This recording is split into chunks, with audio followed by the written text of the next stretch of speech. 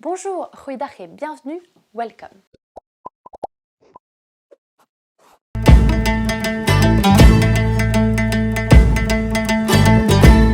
Welcome! Les fêtes de fin d'année, c'est aussi l'occasion de partager de bons moments et de déguster des bonnes choses. De eindjaarfeesten zijn ook een gelegenheid om goede momenten te delen en lekkere dingen te proeven. Gevestigd in een oude maalderij vindt u bij l'Atelier Hortense alleen topproducten uit de Westhoek. Situé dans un vieux moulin, vous ne trouverez que des bons produits à l'Atelier Hortense. Regardez!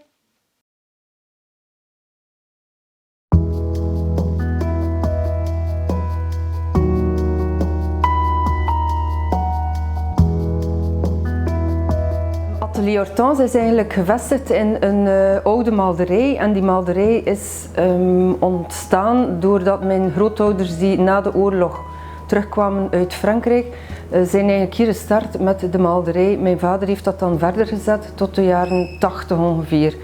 En ik doe dat nu verder als taartenatelier, eet- en koffiehuis. De bestaande elementen die je hier ziet, dus die oude stenen en die stenen die daar rechtop staan, de motor, die hebben eigenlijk altijd deel uitgemaakt van het gebouw en van het geheel.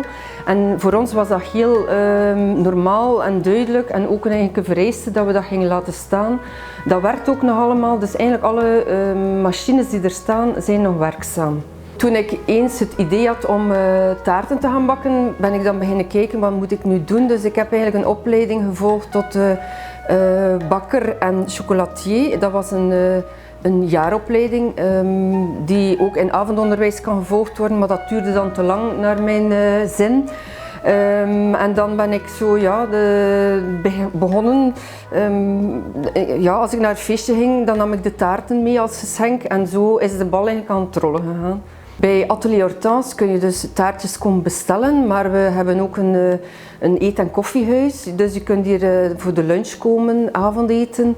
We hebben een kleine, lekkere kaart. We proberen met lokale producten te werken, ook heel veel af te wisselen. Dus we veranderen ons menu regelmatig. Maar je kunt hier gerust ook een lekkere koffie komen drinken, een thee, een stukje taart of in de namiddag een high tea komen doen. We beginnen ook binnenkort met brunches te doen, dus er kan eigenlijk van alles. Groepen kunnen ook feestjes komen vieren, alles kan hier. Wij zijn eigenlijk een beetje gebeten door de Scandinavische microben. We gaan dus heel veel op vakantie daar. We laten ons daar ook inspireren door de natuur en de ruimte die je daar hebt, de mensen ook die wel joviaal zijn en eigenlijk ook de keuken, de lekkere taarten, de kruiden dat ze gebruiken in hun gebakjes. En af en toe doen wij hier een Zweeds weekend of een Zweedse avond. We proberen dan een beetje Scandinavië naar hier te brengen en dat is altijd wel heel leuk. We waren eigenlijk van plan van dat uit te breiden naar andere landen, maar dat is er nog niet van gekomen. Dat zal iets zijn voor in de toekomst, denk ik, dus dat we dat af en toe toch gaan doen. Misschien nog wat andere landen, wat Zuiderse landen ook. Voor de mensen die wat meer naar de warmte neigen, kan dat wel leuk zijn. Maar Scandinavië heeft eigenlijk wel een beetje ons hart verloren. Wij maken ook deel uit van Coquette. We zijn een van de leveranciers die iedere week levert. Coquette is eigenlijk een lokaal platform waar de lokale producenten leveren. Mensen kunnen daar eigenlijk hun producten kiezen, samenstellen en alles wordt eigenlijk in één box geleverd voor de klanten, wat eigenlijk een heel leuke en gemakkelijke manier is om te gaan aankopen. Je kunt eigenlijk rechtstreeks van de producent kopen, er zijn dus geen tussenstations meer. Wat trekt mij daarin aan? Het feit dat je dus lokaal kunt produceren en dat mensen eigenlijk ook op die manier jou leren kennen. Denk ik is een heel mooie manier om iets aan de man te brengen. Het is ook een samenwerking tussen verschillende actoren, dus ik denk dat dat wel iets is dat naar de toekomst toe heel leuk is om mee verder te werken en verder uit te bouwen ook. De grens is voor ons heel dicht en als ik denk aan Frans-Vlaanderen, dan denk ik altijd aan mijn papa, want vroeger gingen wij eigenlijk nooit op vakantie. Wij hadden een boerderij en wij konden eigenlijk niet weg, maar als er iets was dat we deden, dat was met 8 in de auto en dan deed mijn papa een uitstapje naar Frans-Vlaanderen, Cap-Grigny, de dorpen, Noord-Peene. Ja, mijn papa kende ook al die dorpen, want hij was daar, ik kan niet zeggen opgegroeid, maar dat was voor hem dat was iets, ja, dat was niet Frans-Vlaanderen, dat was eigenlijk nog Vlaanderen voor hem. En ik heb daar eigenlijk wel ook zo'n beetje een gevoel van thuiskomen, dus ik vind dat ook een hele mooie streek. En iedereen die in Frans-Vlaanderen woont of juist over de grens is heel welkom hier. Wij zijn zo'n beetje, het zijn onze buren en het lijkt veraf soms, maar we zijn eigenlijk heel dichtbij en bij elkaar en het zijn heel aangename mensen, dus ik zou zeggen, kom maar allemaal af. Hè. Jérôme nous emmène maintenant à la rencontre d'un artisan chocolatier à Bailleul. Vandaag neemt Jérôme ons mee naar een ambachtelijke chocolatier. On va parler praliné et des fameuses gaufres Stringer.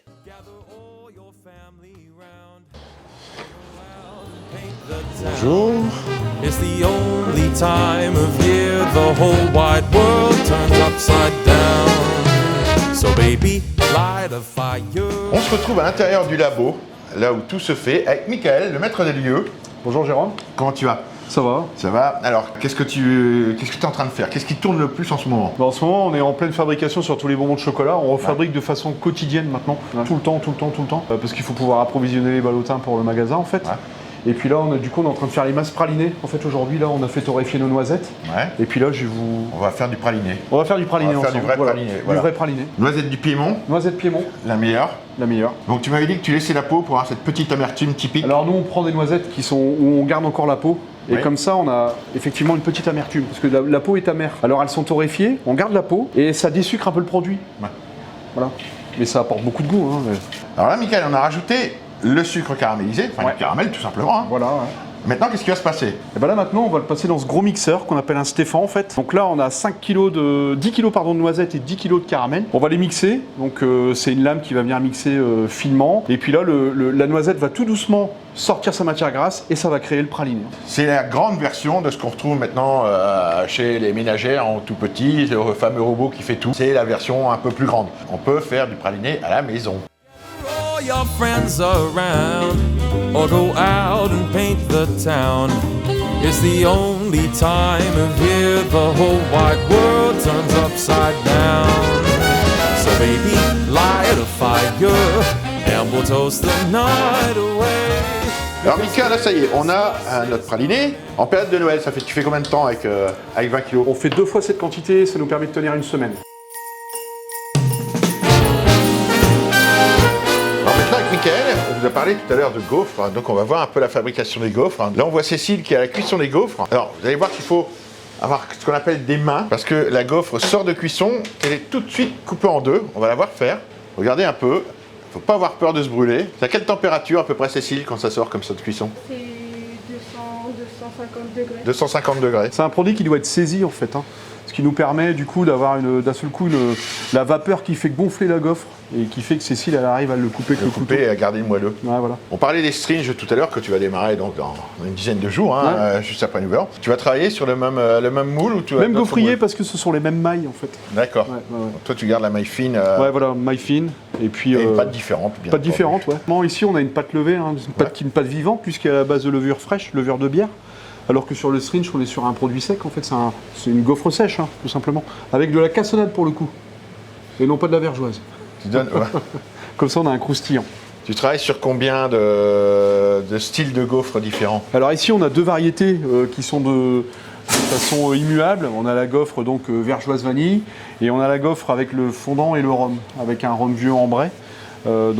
Également une gaufre traditionnelle. Ouais. Et ici, pour les fêtes, on a sorti une gaufre à la mandarine Napoléon.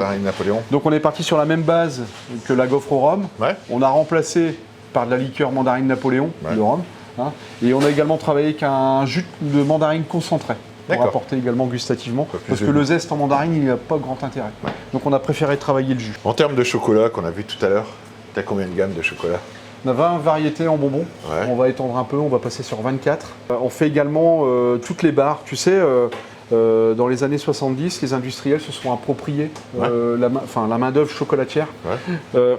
Ils l'ont exploité, tu sais, Mars, M&M, sur Ok, la ça petite repart. Prince, Raider à l'époque, voilà exactement. Moi, je me suis dit, aujourd'hui, notre clientèle, les trentenaires, quarantenaires, voire même cinquantenaires, les références barres gourmandes chocolatées, ce sont les références industrielles. Donc on est en train de se réapproprier, nous, ces références-là. On fait une barre Raider, en fait. Ouais. Sauf qu'on fait un vrai sablé reconstitué avec un vrai caramel, tu vois, comme on a pu le faire tout à l'heure, avec un vrai caramel enrobé chocolat au lait. Bref, la version industrielle, artisanale. C'est bien de voir un peu le retour des choses, où effectivement, les années 70-80, les industriels ont pris tout ça.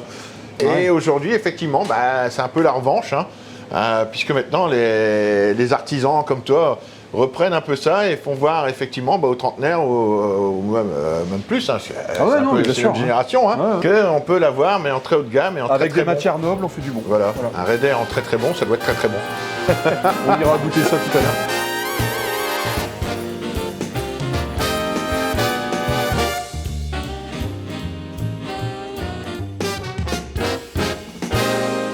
Christmas is coming, the snowflakes will be falling. It's the most wonderful time of year.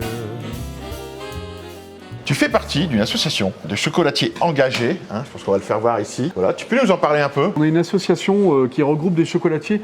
On essaye on n'utilise que des cacaos vertueux. En fait, ici, par exemple, tout à l'heure, je vous ai fait découvrir un chocolat de plantation Côte d'Ivoire, donc exploité par une dame, Aristide, dame exploitante africaine, sans exploitation d'enfants, ça c'est hyper important, et rémunérée à leur juste valeur. Et pour nous, c'est ça le plus important, parce que sans eux, on n'est rien, et si nous, on n'achetait pas leur chocolat, pareil. Donc on essaie vraiment de créer un cercle vertueux par ce biais, et donc pour l'instant, on doit être une bonne trentaine de chocolatiers à travers la France, quoi. Et c'est un label qui me tient vraiment à cœur. Because Christmas is coming our way. Et pour finir, on va vous parler des fameux desserts glacés Van den Castel. En we eindigen met de beroemde ijsdessert Van den Castel.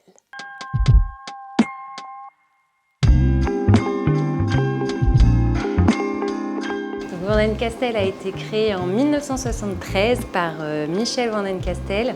Michel Van den Castel, c'était quelqu'un qui était attaché à son terroir, hein, il est originaire des Flandres, et il souhaitait réunir la convivialité des moments festifs, et c'est ce qu'il a voulu retranscrire dans ses desserts glacés. Tous les desserts sont fabriqués ici à Saint-Sylvestre-Capelle. On a un atelier de fabrication avec nos 45 artisans qui travaillent vos desserts glacés.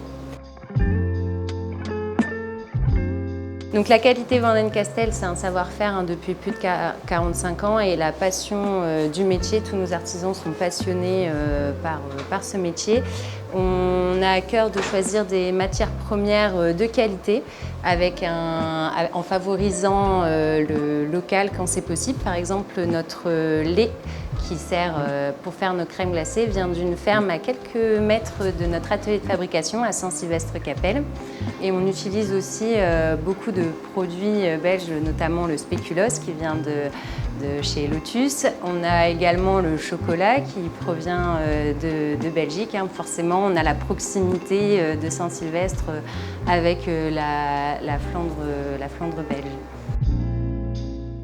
Dans le process de fabrication, on est obligé d'incorporer de l'air pour que ça soit onctueux, parce que sinon vous aurez un gros bloc de glace. Et nous, ce qui nous différencie, c'est qu'on incorpore environ 20% d'air contre 50% chez les industriels, par exemple. Ce qui fait que votre poids, le poids au bac, 1 litre, sera plus lourd chez nous que chez les industriels. Et donc, on garde la saveur, on garde la gourmandise. Et ce qui fait notre force, c'est la personnalisation sur mesure. On propose des gâteaux, des pièces montées totalement sur mesure. Donc vous venez en boutique avec soit un dessert prédéfini ou un thème et nous on vous élabore votre dessert glacé. Et n'hésitez pas à nous voir en boutique, on a aussi prévu des petites dégustations pour nos clients. Merci de nous avoir suivis. Bedankt voor het kijken et à bientôt. Tot ziens!